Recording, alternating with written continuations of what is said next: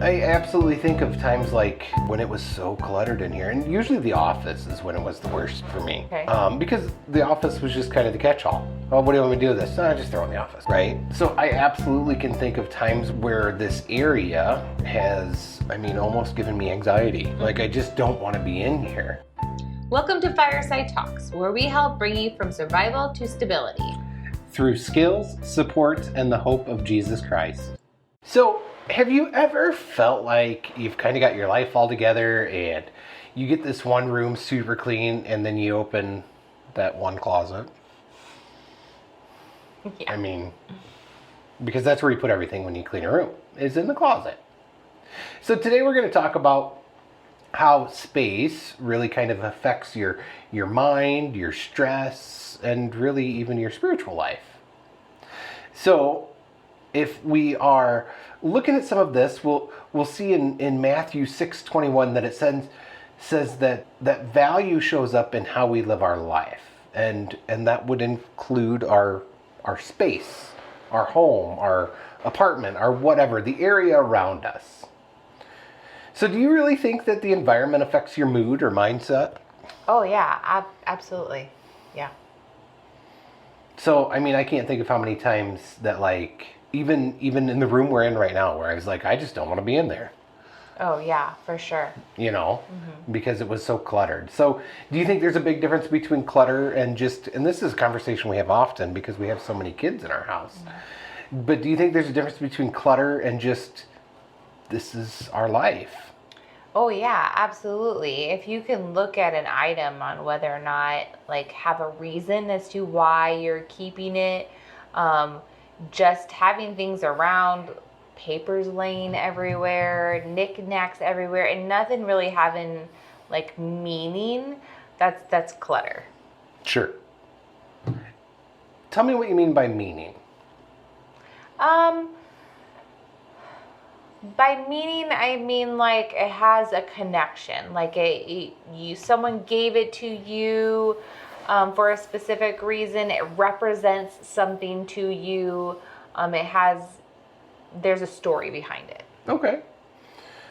So we kind of mentioned it in here. This room has been several things since we've owned this house. Mm-hmm.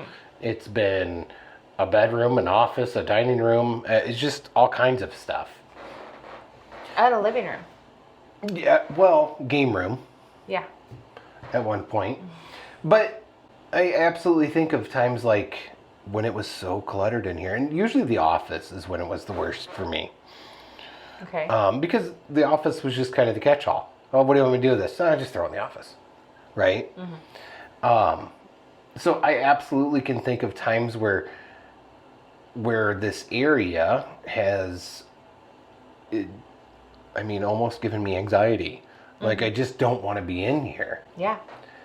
And I think that just makes a lot of times when we don't keep our space clean, it makes life more chaotic than it really needs to be. It makes everything feel harder. Yeah.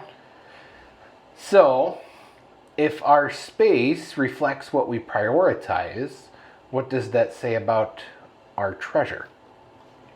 And it says that what does it say? Do not store up things on earth where moths and rust and thieves can destroy it, but to store up the things of heaven. Yeah. So if you walk into someone's house and you look around, what kind of things do you see? It tells a lot about a person. Like in our home, you're going to right now see a lot of boxes. But you're gonna see kids' toys and stuffed animals. You're gonna see music instruments, but you're gonna see Bible verses and crosses on the wall. So it's going to reflect what's important to us. Mm-hmm. But at the same time, none of those things are important. You're also gonna find a couple bookshelves full of commentary and Bibles and religious type books as well. Church history and all kinds of stuff like that. Mm-hmm. So if we're kind of leaning into the idea of cleaning and organizational and all of that kind of thing, what do you think are 2 or 3 simple habits that people can absolutely start today? I think having a cleaning schedule, I think knowing in the back of your head, okay, I'm going to clean the living room on Mondays. I'm going to clean the dining room on Tuesdays. I'm going to clean the bathroom on Wednesdays, and doing those things, that's the way I used to like to do it, is clean one room completely from head to toe each day of the week. I think another good habit to do is at the end of the day, doing a 5-minute cleanup, especially if you have kids, going around and everybody's picking up their toys and everything is set. Like, do that reset for the next day so you're not waking up the beginning of the day with everything's just crazy. Another thing that you could do would also be just having one chore day where you just clean the house from head to toe on one day. That's not exactly my favorite thing to do because you're knocking out a whole day. It's what we do in our family right now because that's what works. But we also have 5 kids, so they each take one room. They have to clean one room. It should only take an hour, but yeah. Right. And so the 3 things: doing a 5-minute reset, getting everything picked up the night before, cleaning one room a day so you're not overwhelmed in one whole day. And I guess the third thing was or just, so I don't know. Cleaning one room a day, or having one day a week that you're just trashed and cleaning everything. But I think another good habit would just be the mindset of putting things away right away. So instead of setting things down and making up a pile, I'm really bad about going through the mail, and so it sits in the mailbox because most stuff is paperless. And so most of the time there's nothing important in the mail. And so it sits there and sits there and sits there. And so it takes me 10 minutes just going through the mail. And then we have little pieces of mail all over the house. So I think putting things away and in their place right away is a good habit. So putting things away right away, cleaning one room a day, and doing a 5-minute reset, picking things up at the end of the day. 3 things. So some people, one of the things you mentioned, people would call it the one-touch rule. Don't put it down, put it away. Sure, yeah. So what's the one chore that you avoid like it offends you? Cleaning the bathtub. I hate cleaning the bathtub. I can never get it clean. And then I end up using all these bleach things that burn my nose, and I hate it. Okay. So if you have any tips, let me know in the comments. Okay. On the bathtub. Or give it to him. That's usually how that goes. So if cleaning isn't just a physical task, but a spiritual one also,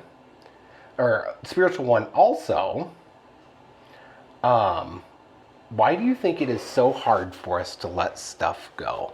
Oh, because like I said at the beginning, we have these emotional attachments to these items. It's a very common thing. You go on vacation and you want to buy souvenirs, right? But these souvenirs they're just these little trinkets, and then you have all these little trinkets and all these little trinkets, and then when your mom and dad pass away, they have all these trinkets from all these vacations, and you remember those. But so now you have their trinkets and you have your trinkets, and you can't get rid of them. But they're not your mom and dad. They're not your family members. They're just memories. That's what I've tried to do. I try and take more pictures on our vacations, try and create albums, so then we can look through and relive those memories rather than just having more stuff around the house, just collecting dust and taking up space. So if if we think of like the trinkets and some of the mementos and stuff, like one of the things I was thinking about today, because we are in the midst of packing up our house to put it on the market to sell. So one of the things I was thinking about today is like, we have a bin in the attic that I cannot remember the last time we opened it. But Every time I walk past them, you're like, oh, what's in here? Oh, yeah, that's our memories. right. But it's like our high school yearbooks. No, And I don't know if those are in there anymore. I think we might have gotten rid of those. I don't think we got rid of high school yearbooks. Oh, okay. Yeah, there's just a handful of other It's things. like my baby book. Right. I think. Or maybe it's Ruby's baby book. I don't know. Sure. But I mean, we have some of these things. Right. Like, does having a bin in the attic with our high school yearbooks hurt anything? No, not really. Sure. But we dwindled that down. Sure. Like we had so many things that had memories that we were just holding on to. We got one bin and we said, okay, we can't have all this stuff everywhere. We just don't have room for it. Mm-hmm. And so let's have one bin. What's most important to us that when we pull it out, we can tell a story. Sure. You know, that it creates that emotion and that memory that we can tell a story and, and put it back. Yeah. And I guess one of the other things I think of is, and it's kind of big, but I've got that plaque that they gave me my senior year of high school because our football team broke all kinds of records. Mm-hmm.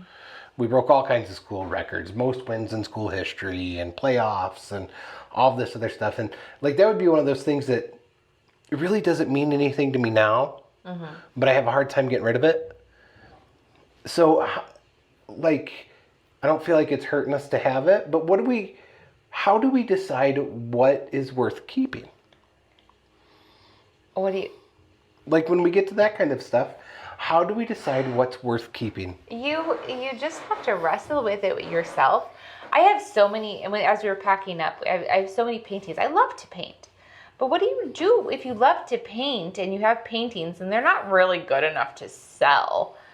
Like, it's not like that kind of painting.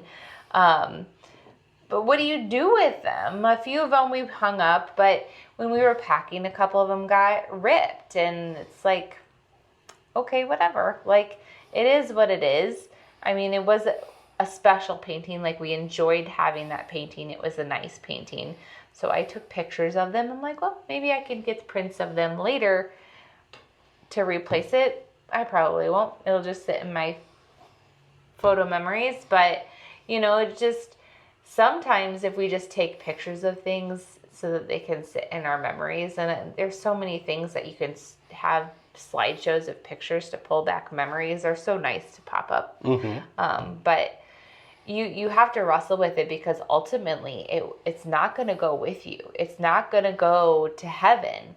And ultimately that is where we're going. And that's what we want to store up. We want to store up the good things in our soul. And if you have so many things cluttered around that create memories that are taking you away from being able to fully be in Christ, and they're tying you down, that you are not available to follow his words and follow his teachings and be able to, I just think of like hoarders that just have so much stuff in their room, in their house, that they can't even allow people into their house.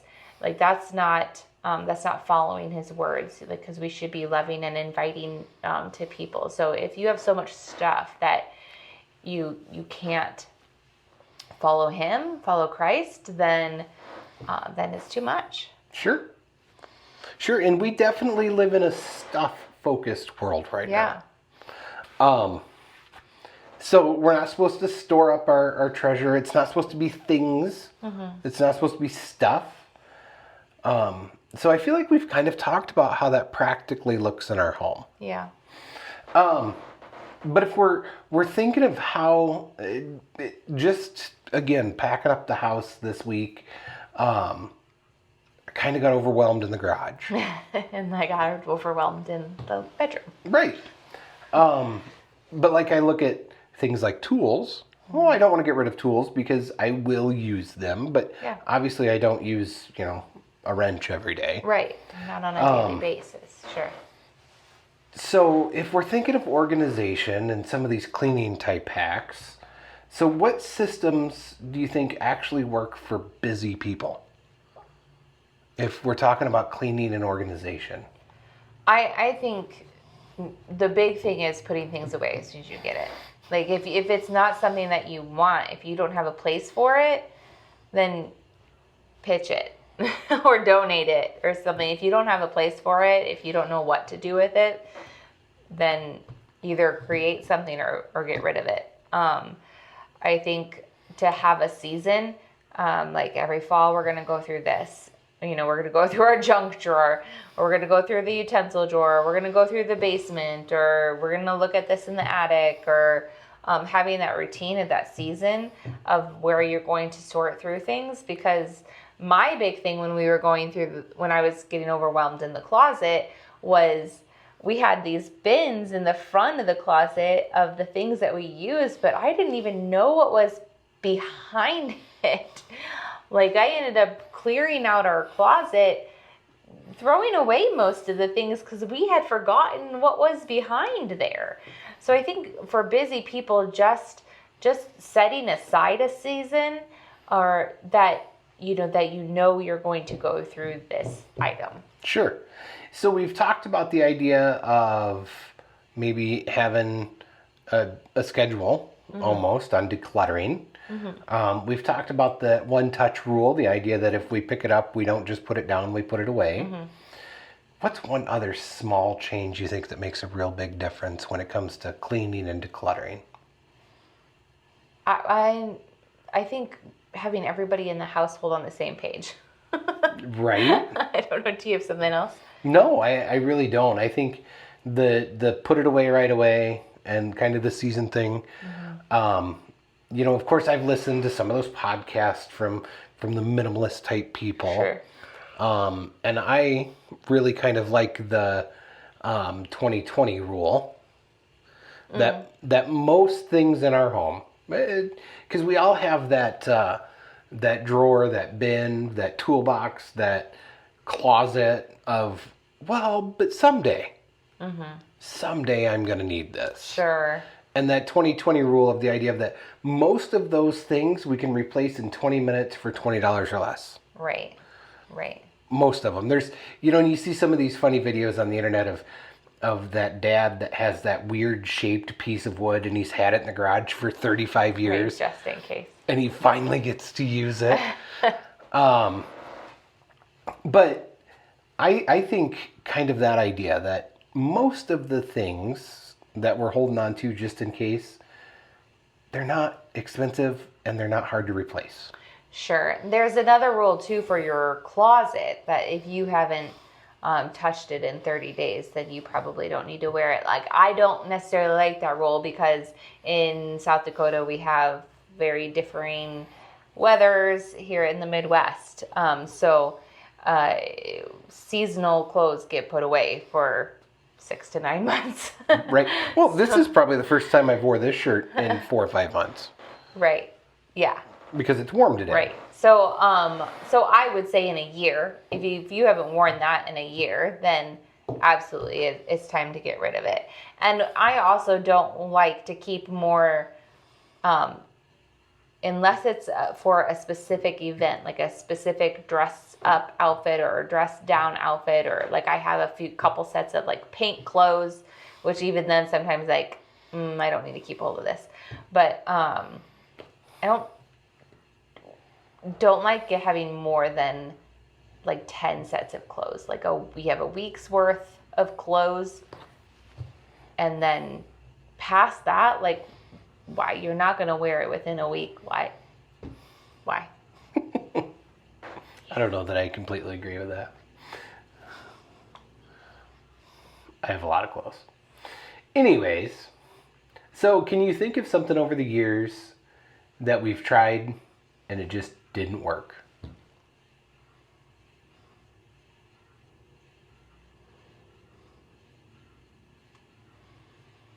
I would say probably, so we have a chore schedule with our kids, and we tried to do like, all right, everybody's gonna sweep today. Every room is gonna be swept, and then every room is going to get like wiped down. Everything's gonna get dusted and wiped down on the next day, and then the windows are gonna get cleaned the next day.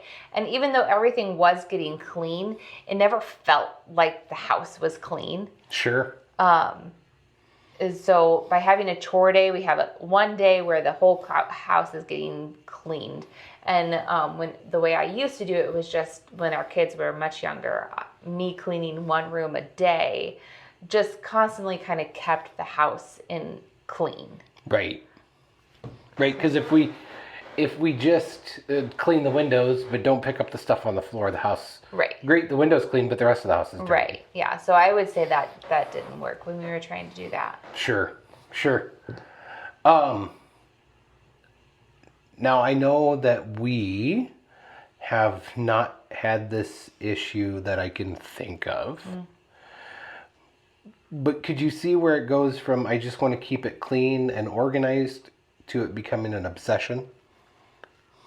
Oh, yeah, where you're so focused. I mean, we've had times where we argue because we have 5 kids and toys get played with, and they're all doing homeschool, so they all have books and devices out everywhere. And so the middle of the day can be a lot because everybody has their stuff out. And so we would have disagreements sometimes, because then he feels like we have too much stuff. Well, we also have 5 kids. So we have to show a leeway. So if you get so over the top where you can't even have things to function, you're not allowing, maybe you're not able to have pets in your home because you can't stand the dog hair or cat hair. Maybe you can't even have people over because they're going to possibly track mud. Like that becomes too much. Too much. You have to be willing to have a little bit of dirt and be willing to clean it up later. And have that grace. Sure. So I think it's more important to have a peaceful home than a Pinterest perfect home. Yeah. So we've talked about kind of the treasures, storing up treasures on earth where they're going to get destroyed. We can't take them with us. Right. And storing up treasures in heaven. So I think it's fair to say that God cares far more about our hearts than our homes. Yeah, absolutely. But, there's always a but. But our homes can reflect and support what's happening in our heart. Sure. Yeah. I mean, that's kind of like what I said, that you would see Bible verses up on our walls. You would see crosses. You would see Bible studies left out, even though they were told to be put away. And things like that. Those are the things that you'll see in our home because that's what we're doing. That's what we're writing on our hearts. Sure. But if you're at peace, you're gonna feel at peace in your home too. Like our home is gonna be welcoming. If it's cluttered, like people don't want to come over either. So our home, by keeping our home picked up and cleaned, it's more welcoming for people to want to come over. Sure. So if we had a challenge for our listeners today, what do you think that would be? Pick one thing. That seems to be our theme. One thing. Just do one thing. Pick one bin, one area of your house that you haven't looked at in a while. Maybe it's the back of the closet. Maybe it's the junk drawer. Just this week, pick one and go through it and throw things away, or at least just sort them. Maybe things are in there that they shouldn't be. And I don't even think it has to be like one space. Like, I mean, it could be a drawer. It could be your car. Yeah. I mean, if we need somewhere to start. Yeah. You know, it doesn't have to be a whole room. Or it could just be one thing, too. Like, we have a big issue with tape. Where did all the tape go? So maybe it's one thing that you're just noticing there are things everywhere, or, even just pens. There's pens everywhere. Just go through your whole house and get them all in one spot and organize them, putting them in one pencil case and say, okay, every time I pick up a pen, they're going to go here. Right. And I think the other thing is we kind of start maybe working on this cleanup, declutter, or whatever we want to call it. I think we have to continually ask ourselves, does this space reflect what I actually value? Yeah, absolutely. Mm-hmm. So, and I think it's very important for us to remember that oftentimes the space we're in can shape our peace. Mm-hmm. And it can, and then once we have that peace, it really points our heart into what's important. Mm. So, hopefully, this has helped you a little bit with decluttering and cleaning. We didn't, we're not gonna say, you need to go out to they have actual stores that all that's in them is bins, right? So don't go to the bin store. I don't even know if that's a real place. I think it is, though. But you don't have to run out to the bin store tomorrow and spend hundreds of dollars to organize. Open the drawer that's already dirty. Yeah. And just clean it out. Yeah. And remember that 20/20 rule. I would say one little tip. Don't go to your kids' bedroom and reorganize it while they're gone at camp because they get really mad. Should probably do that with them. I have a funny story about my brother coming home from school one time and his bed was gone. But anyways, he still is bothered by all of that.